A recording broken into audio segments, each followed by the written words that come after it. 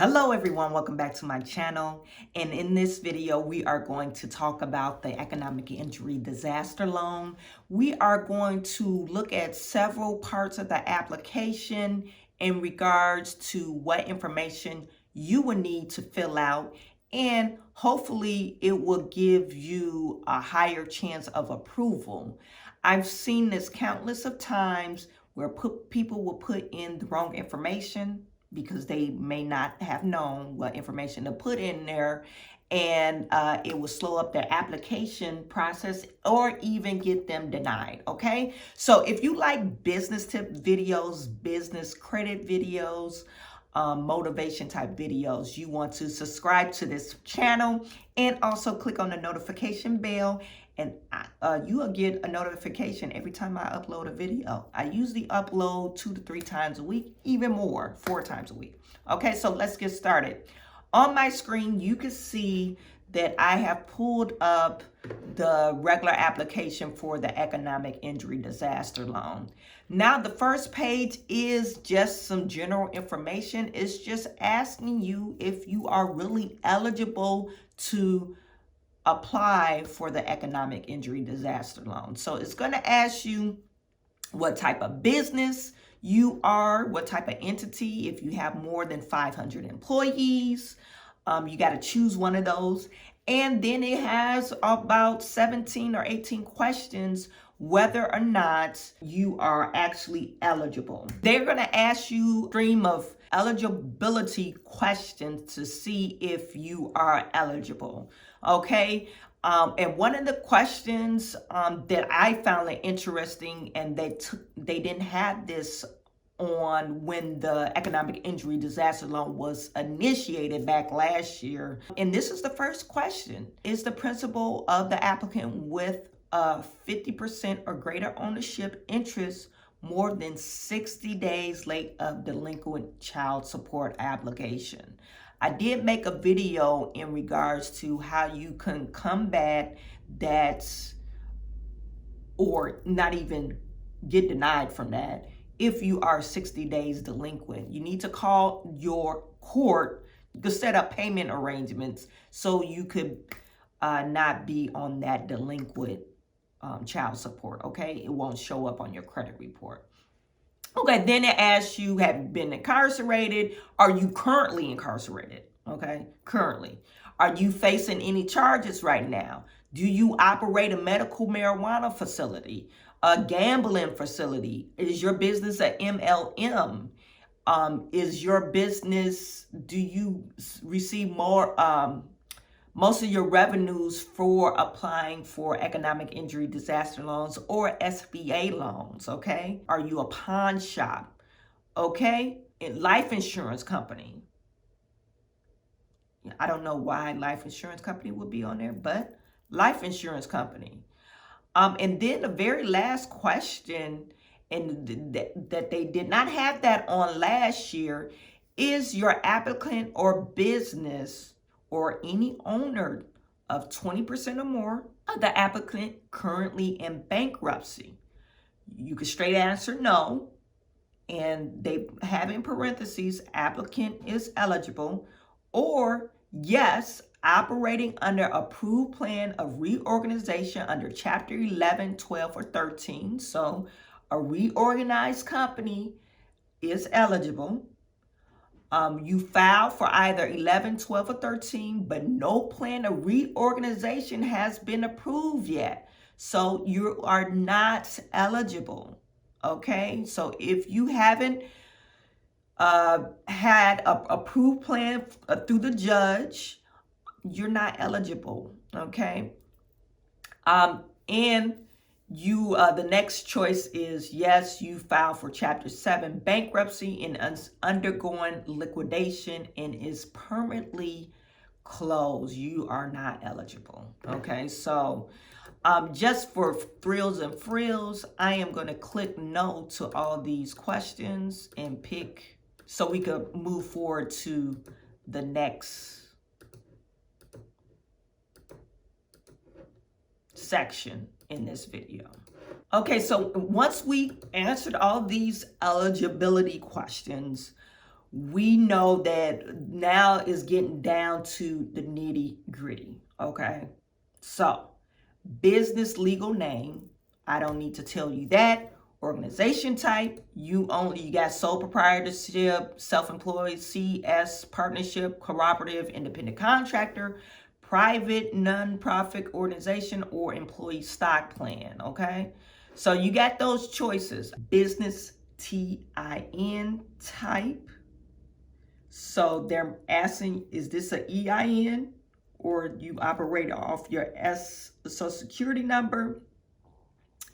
If you want to apply for an EIN number, people, you can, but don't do it right now because it's going to mess up your application. I would suggest in the future, apply for your EIN number.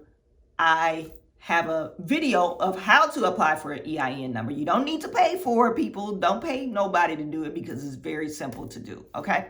So I will link that. Actually, I'll put that on the info card. So whatever you are as of today or as you fill out your application, you want to put your business number type, okay? And then they ask you, what is the type? If you are a franchise, some franchises don't approve you getting a loan through the economic injury disaster loan. I don't know. It's probably something written in your franchise disclosure agreement where you cannot apply for those types of loans. If you're a franchise, yes or no. And all they're going to do is look it up to see if you're on a list of approval to receive the SBA loan, okay?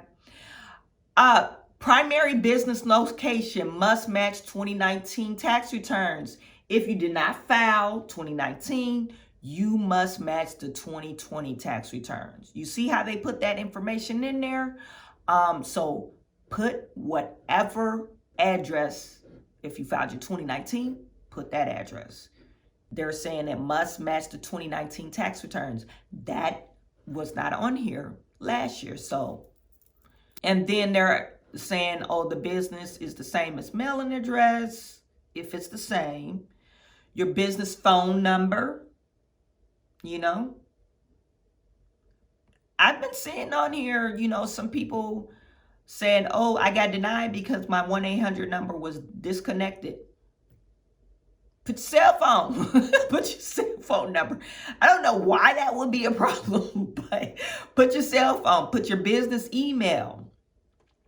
Then they're asking you, this is another eligibility requirement because you had to be in operation prior to the pandemic. And I think January or February the 1st, I think that's the date that they're putting out there. I'm not for sure, but if you started your business in June of 2020, you won't be eligible, okay? If you filed your business, if you started making February 1st, and the cutoff date is January 31st, hey, you got to do what you got to do, you know? But they're saying that's why they're putting this, when did you begin making sales? Are they going to ask you to prove that? Maybe so. So you can now, if you was making sales prior to your organization form, you could just show that hey, I was making sales, but I didn't really form my corporation or whatever until whatever, okay? Current ownership. When did you take over ownership? If you're the original owner, you should know that information. And what type of business activity in your NAICS code. There's a hyperlink where you can link or look up your NAICS code.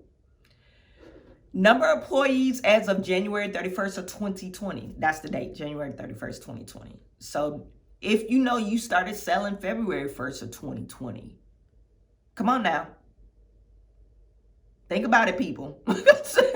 I'm not going to tell you what to do, but January 1st or February 1st and January 31st is the day difference, okay? Now, actual gross revenues. I had a couple of people contacting me saying they denied my increase because my gross revenues wasn't what I put on my original application. Now, that might not be a bad thing if it's more or a little bit less, but it can't be a vast difference, okay? If you're talking about $100,000 to $200,000 difference,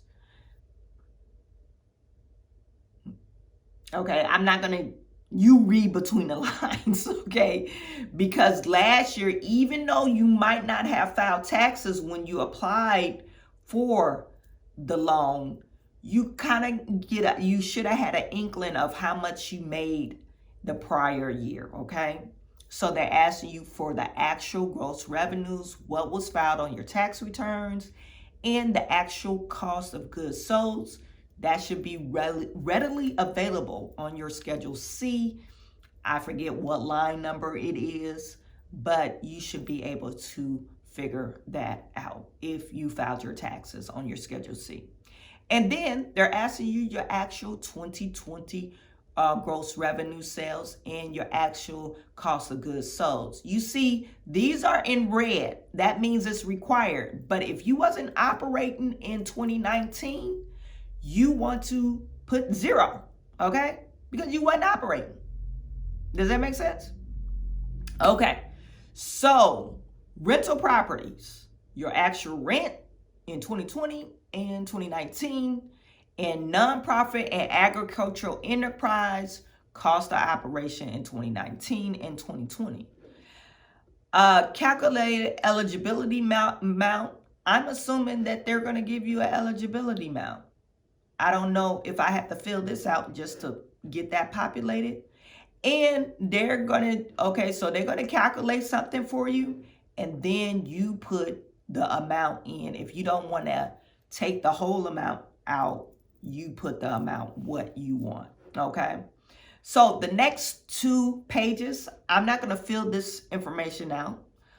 If you have any questions on the next 2 pages, just DM me on my Instagram. Make sure you follow my Instagram because I'm always putting out tips regarding the SBA loan on my Instagram account and my Facebook account, okay? Business owner information and additional information, that's just your checking account information and information about the owners of the company that you are applying for. That's one of the services I do offer for one of my businesses. I can fill out this information for you. You would just need to set up a consultation, a 30-minute free consultation with me. Just go to my website. I lost my train of thought. It's kind of early in the morning. Go to my website, set up a 30-minute consultation. I will link the link in the description section, okay? 30-minute consultation, it is free, and we will collect and gather all the information, and I will basically fill the stuff out for you. Me filling out the application is not free. In that 30-minute consultation, I will tell you if you are eligible or not based off the information you give me, okay?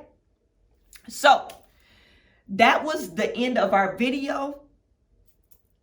Please like this video. It helps with the algorithm, and I'm sending all my good to you. I will talk to you soon.